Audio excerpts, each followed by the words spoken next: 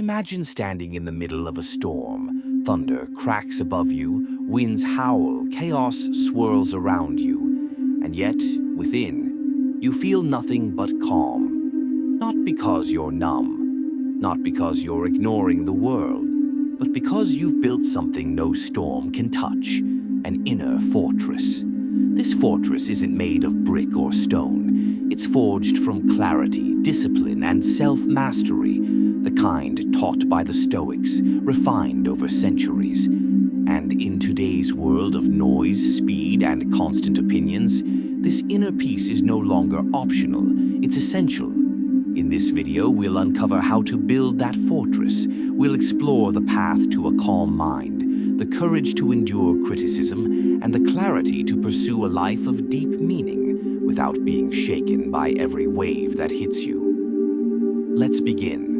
Part 1. Clarity of purpose. Think of your purpose as the architecture of your fortress. It's what gives shape and strength to everything else. But purpose isn't something you stumble upon in a book or a TED Talk. It emerges, slowly and painfully, from asking yourself the hardest questions. What am I really here for? Who do I want to become when no one is watching? What principles do I refuse to compromise, even if it costs me? Purpose isn't a job title. It's not about being a CEO or a creator or a parent. It's the thread that connects your values, actions, and identity into a cohesive whole.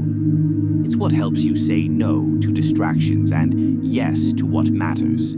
It turns confusion into direction. And when life gets chaotic, because it always does, purpose becomes your compass. With it, you don't just react to life, you respond with intention. You stop being a leaf blown by the wind and become the tree that holds firm in the storm. But finding that clarity takes time. It takes silence.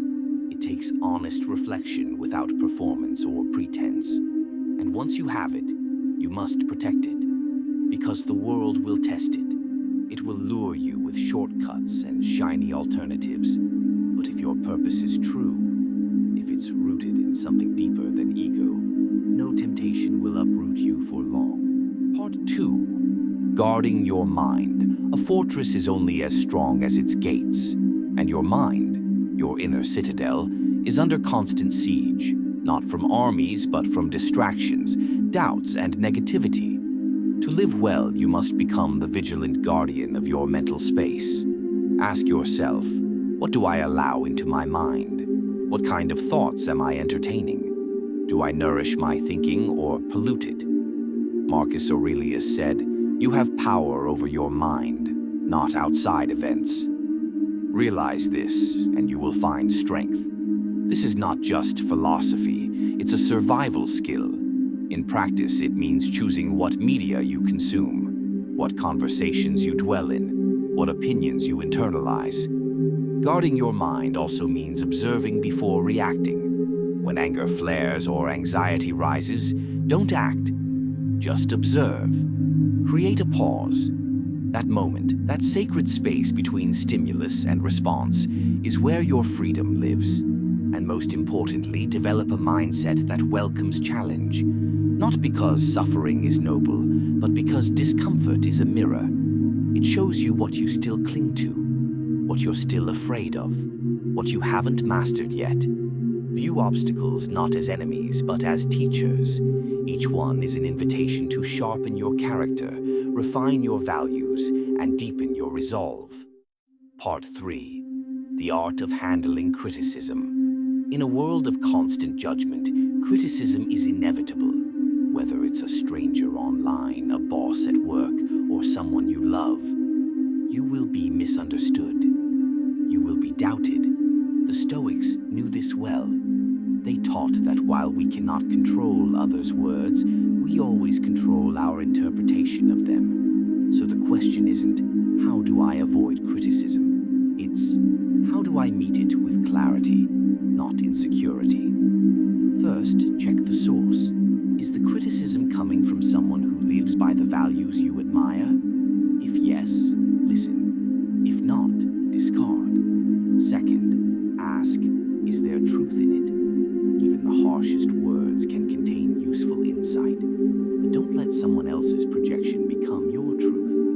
You are not obligated to carry every burden that's handed to you. Third, practice gentleness, both with yourself and others. When you're criticized, don't retaliate. Reflect.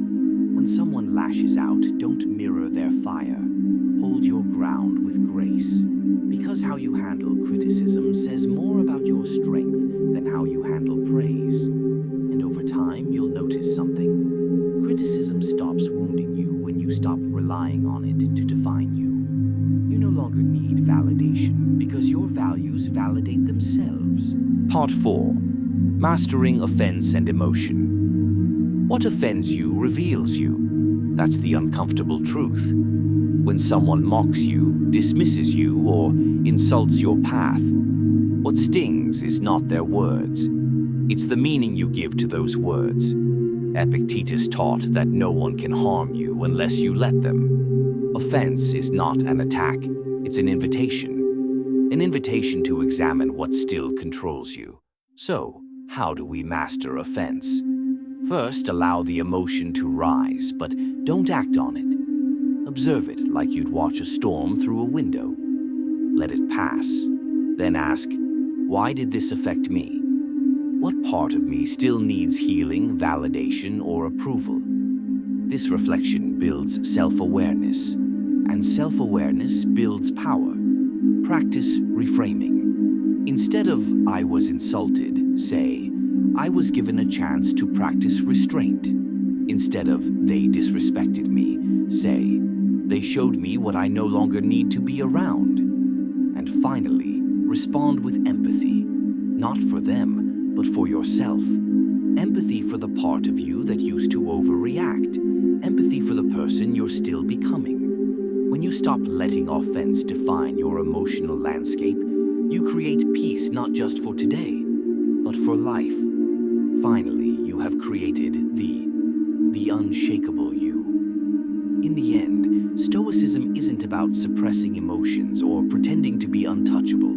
It's about mastering yourself so deeply that nothing external can command your inner world. You build your purpose with clarity. You guard your mind with discipline. You face criticism with courage. You transform offense into wisdom. And as you do, you become someone rare, not because you're perfect, but because you're rooted.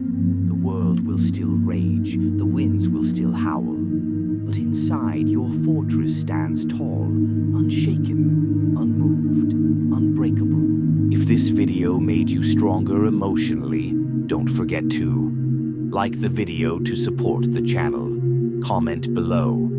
What does happiness mean to you? Subscribe and turn on the bell for weekly philosophical deep dives. Thank you for joining the Neural Nexus family.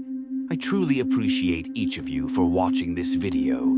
Your presence and support make this journey even more meaningful.